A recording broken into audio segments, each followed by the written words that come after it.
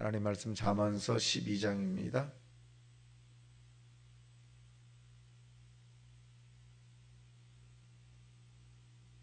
우리 합독합니다. 시작. 훈계를 좋아하는 자는 지식을 좋아하거니와 징계를 싫어하는 자는 짐승과 같으니라. 선인은 여호와께 은총을 받으려니와 악을 꾀하는 자는 정죄함을 받으리라. 사람이 악으로 굳게 서지 못하거니와 의인의 뿌리는 움직이지 아니하느니라. 어진 여인은 굳게 서지 못하거니와 의인의 뿌리는 움직이지 아니하느니라.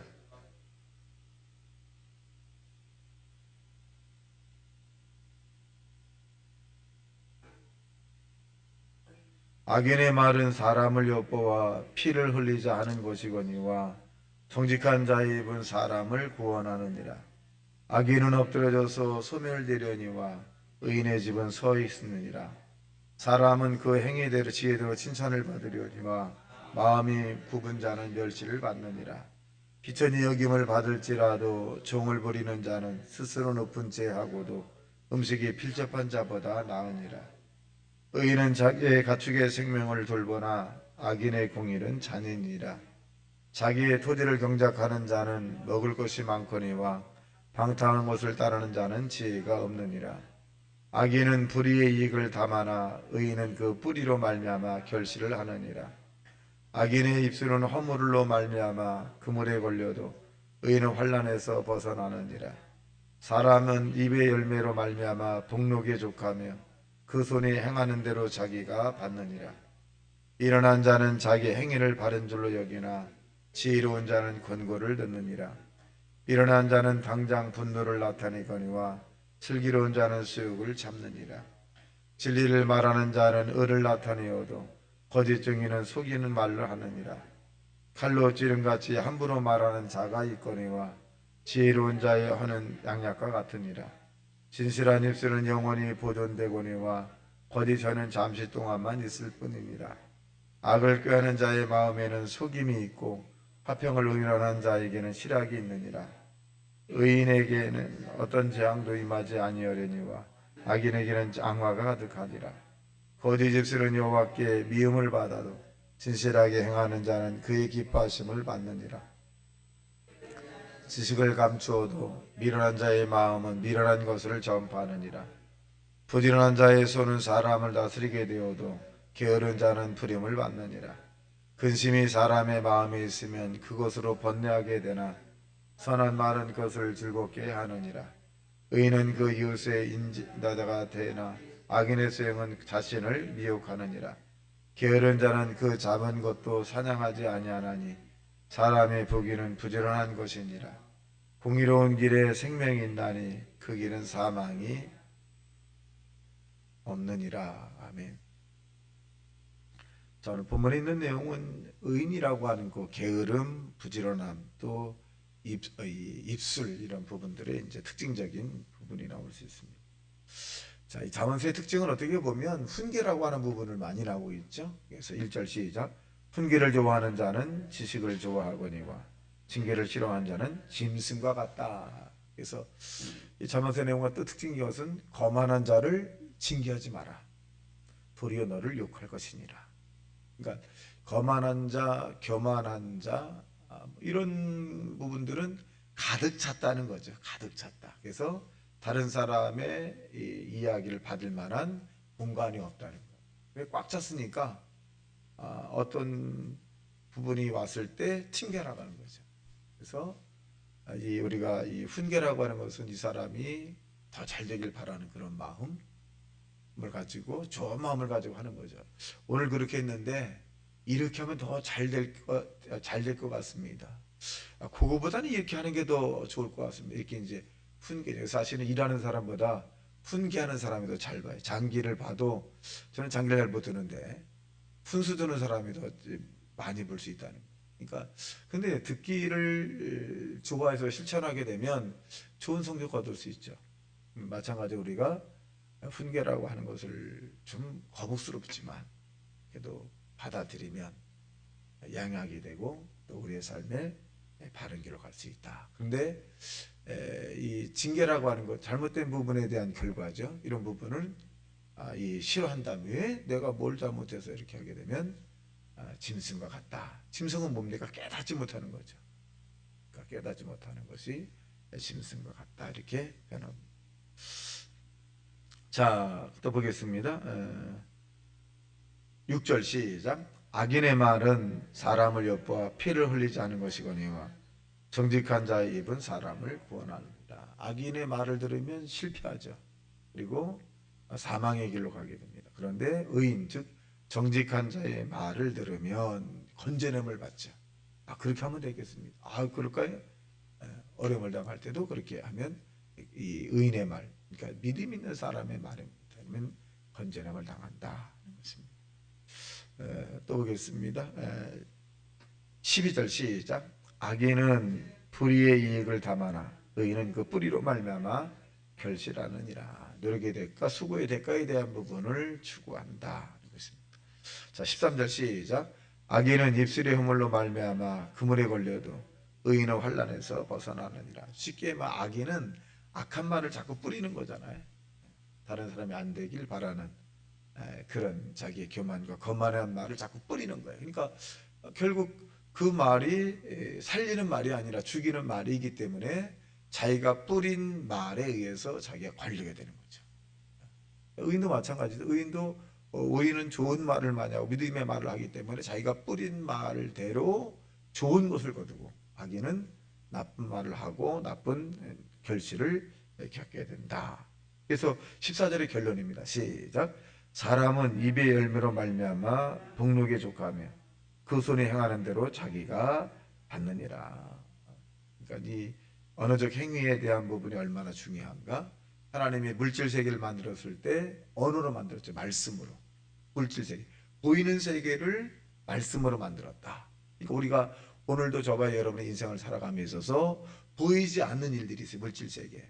그때 보이지 않는 물질 세계를 보이는 것처럼 선포하라는 거죠. 오늘도 나에게 물권, 영권, 인권 아니면 여러분이 향하는 문제에 대한 부분들이 이루어질지어다. 그러니까 그렇다면 무에서 유를 창조하신 그 하나님이 우리에게 그 언어에 대한 부분에 뇌마가 되게 된다면 치료가 임하게 되고 또 행복이 임하게 되고 또 물질 세계에 소원하고 바라는 것들이 이루어질 수 있다는 것입니다. 그래서 이 언어적 표현의 선포가 굉장히 중요하다. 그러니까 우리는 물질 세계 안에서 물질 세계를 찾으려고 물질 세계를 만들려고 하지만 하나님은 물질 세계를 말씀으로 만들었다. 그래서 오늘이라고 하는 나를 선물로 주셨죠. 그래서 오늘 나를 우리가 어떻게 이름을 짓느냐요. 오늘 좋은 날이다.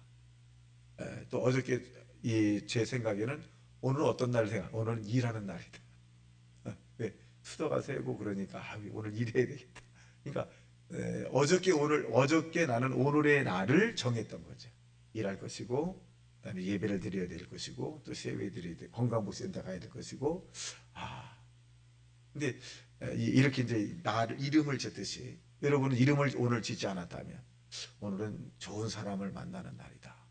이렇게 이름을 지어서 선포하고 또 좋은 소식이 들려오는 날이다라고 이렇게 선포하는 것도 창세기 1장 1절에 하나님이 하신 그 부분을 우리가 되는 것이다. 그래서 좋은 날이 될 것이다 라고 하는 부분을 선포하는 것도 중요하다. 자, 그래서 이 거만과 교만한 자를 왜 우리가 하지 말라고 하냐면 13절입니다. 시작. 미련한 자는 자기 행위를 바른 줄로 여기나 지혜로운 자는 권고를 받느니라. 1절 같은 말이죠. 미련한 자는 훈계를 듣지 않잖아요. 그러니까 이 미련한 자 왜 훈계를 듣지 않느냐? 자기가 올바른 자라나요. 우리는 어떻게 보면 좀 문제가 있거나 힘든 일을 좀 쉬어봐야 돼요. 쉬어서 자기의 포지션을 좀 봐야 돼. 내가 지금 제대로 가고 있는가? 내가 너무 지치지 않았는가? 내가 너무 또 하나님과 멀어졌는가? 또 사람과의 관계는 어떤가? 좀 쉬어서 좀 봐야 돼. 한참 달릴 때는 자기 포지션을 잘 몰라요. 모릅니다. 근데 이제 미련한 자는 자기의 포지션을 생각하지 않죠. 항상 옳은 자라요. 항상 옳은 자라. 근데 항상 오를 수도 있지만 오르지 않을 수 있습니다. 내가 아는 길이 오르지 않을 수 있습니다. 자, 16절 시작. 미련한 자는 당장에 분노를 나타내거와 슬기로운 자는 수욕을 참느니라. 그러니까 이 분노라고 하는 것은 더운 기름이 나온다, 더운 바람이 나온다는 거죠. 코에서, 입김에서 더운 바람, 씩씩거린다는 거. 그러니까 그렇게 상대가 나에게 원하지 않는 말을 했을 때, 상처되는 말을 했을 때, 이 분노라고 하는 것을 막 하게 되지만, 지혜로운 자는 그냥 좀 참는다. 좀 받아들인다. 그리고 생각해 보죠. 저 사람의 말이 내게 합당한가, 합당하지 않은가. 또 고찰해서 또 행동하게 됩니다. 그러니까 이분들이 그러면 슬기로운 사람이 뭐 분노를 낼 줄 몰라서 안 내는 거냐? 그렇진 않아요. 다 사람 분노를 낼 수 있죠. 근데 성숙한 사람과 성숙하지 않은 사람, 또 슬기로운 사람과 슬기롭지 않은 사람. 어떤 사람은 축구를 보다가 지면 막 화를 내고 막 욕한다는데 그럴 필요가 있나요? 그런다고 해서 점수가 더 나면 나도 그렇게 하겠어요. 그렇지 않거든요. 또 자기가 마음에 들지 않는 정치인이 막 당선됐을 때 막 분노. 나도 사실은 분노가 나요. 예. 내 마음에 들지 않는 사람이 됐을 때 나도 분노가 나는데 그걸 절제할 뿐이죠. 절제할 뿐. 그런다고 해서 뭐 되는. 그러니까 나에게 도움이 되지 않는 이런 부분들이 이제 막 외적으로 폭발을 해서는 성숙하지 못한 부분으로 드러나기 때문에 인내하고 참고 또 견디는 거죠. 또 보겠습니다. 18절 시작. 칼로 찌름같이 함부로 말하는 자가 있거니와 지혜로운 자에는 양약 같으니라. 그러니까 칼로 찌름같이 함부로 말하는 사람들은 성격이 좀 개성이 뚜렷한 사람이죠. 그리고 자기는 화끈하다는 거죠. 그리고 막 얘기를 확 하고 난 다음에 나는 뒤끝이 없어 또 그래요. 근데 이미 상처를 다 받았거든요. 받아가지고 아이고 내가 이 사람을 만나야 되나 말아야 되냐 막 이렇게 갈등하고 있는데 걱정하지 마 나는 뒤끝이 없는 사람이야. 상처를 다 받아. 너무너무 아픈 거야. 본인은 화끈하게 그렇게 할 수 있죠. 근데 반대로 한번 해봐요. 화끈하게 막 함부로 막 말하고 막 내가 잘못 알았네 그렇게 한번 해봐요. 얼마나 고통스러워. 사람이 말로 칼처럼 맞은 사람은 몇백 년 갑니다. 이 세상을 떠날 때까지 아주 오래오래 갑니다. 좋은 말도 마찬가지. 좋은 말도 이 세상을 떠날 때까지 기억을 하게 됩니다. 또 보겠습니다. 자, 21절 시작. 의인에게는 어떠한 재앙도 임하지 아니하리니와 악인에게는 앙화가 가득하니라. 여러분 재앙이라고 하는 것은 우리가 사람이 살아갈 때 대처할 만한 능력이 없을 때 일어나는 재앙이죠. 손을 드는 재앙이죠. 근데 저는 이런 재앙도 우리가 하나님이 보호해 주시고 지켜주고 또 우리가 슬기롭게 대처해야 되겠습니다만은 영혼의 재앙을 만나지 말아요. 영혼의 재앙. 하나님의 버림받은 영혼의 재앙들. 그 내용이 하나님이 이렇게 말씀합니다. 그들이 나를 불러도 내가 대답하지 아니하리라. 그들이 나를 찾아도 내가 만나주지 아니하리라. 버린 거죠. 이 땅에서야 하나님의 버림을 받은 사람으로 살아가도 그래도 하나님의 공평과 의로운 그런 것들 때문에 사람이 생활하고 살아갈 수는 있습니다. 그런데 영혼의 버림을 받으면 이 땅에서도 저 하나님의 나라 영혼의 버림을 받으면 그보다 더 비참한 게 없습니다.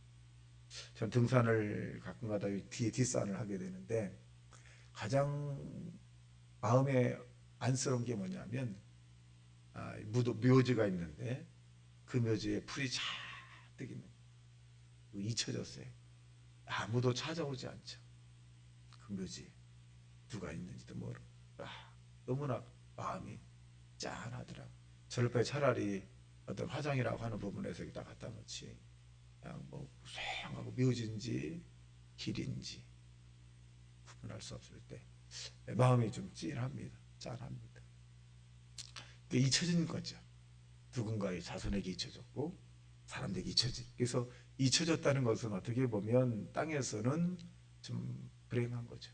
근데 하나님에게 잊혀졌다는 것은 더 불행한 거예요. 사람과 사람에게 잊혀진 것은 그래도 괜찮아요. 근데 하나님에게 버림받고 하나님의 도움을 받지 못하고 하나님에게 찾아온 내가 대답지 아니하리라. 이런 영혼의 버림받은 겁니다. 그래서 예수님이 십자가상에서 이 생을 떠날 때 아버지여 내 영혼을 부탁하나이다. 바울은 자기의 영혼의 관리를 위해서 날마다 두렵고 떨림으로 구원을 이룬다. 이렇게 말씀했어요. 바울이 마음대로 살 수 있죠. 근데 왜 하루하루 살아갈 때 하나님과 동행하면서 두렵고 떨림으로 이 구원이라고 하는 것을 놓치지 않기 위해서 하나님으로부터 버림받은 감정으로 살지 않게 해서 늘 조심한다. 이런 것입니다. 우리가 영혼이라고 하는 것, 이 땅에서 가장 큰 선물은 뭐냐? 친구들이나 지인들에게 영혼을 주님에게 드리는 영혼을. 우리 영혼이 하나님 앞에 안전히 있다는 것도 큰 축복이고 가장 큰 선물은 영혼을 주님 앞에 드려지는 거예요. 즉 영원한 생명을 얻게 해주는 것이 가장 큰 축복이다라고 볼 수 있습니다. 그래서 이런 그 육적인 재앙보다도 영적인 재앙이 임하지 않도록 우리는 늘 깨어 기도하는 저와 여러분 되시기를 주님의 이름으로 축원합니다. 자, 보겠습니다. 24절 시작. 부지런한 자의 손은 사람을 다스리게 되어도 게으른 자는 부림을 받느니라. 부지런해야 되겠죠. 그러니까 새벽에 나올 정도의 사람이라면, 성도들이라면 사회생활을 참 성공적으로 한 분들이 왜 부지런하거든요.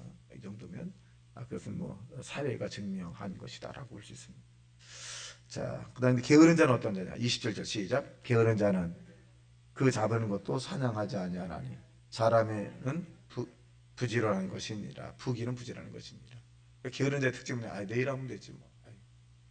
다음에 뭐가 없어 힘들어. 아이고 귀찮아. 그러면 내일은 계속 게으름이 일이 자꾸 쌓이는 거죠. 저와 여러분이 이 부지런한 사람의 성품을 닮아서 오늘도 예수님 이름으로 부지런한 그리고 귀한 하나님의 사람이 되시길 주님의 이름으로 축원합니다. 다시 말씀 생각하며 통성 기도합니다. 주여 주여 주여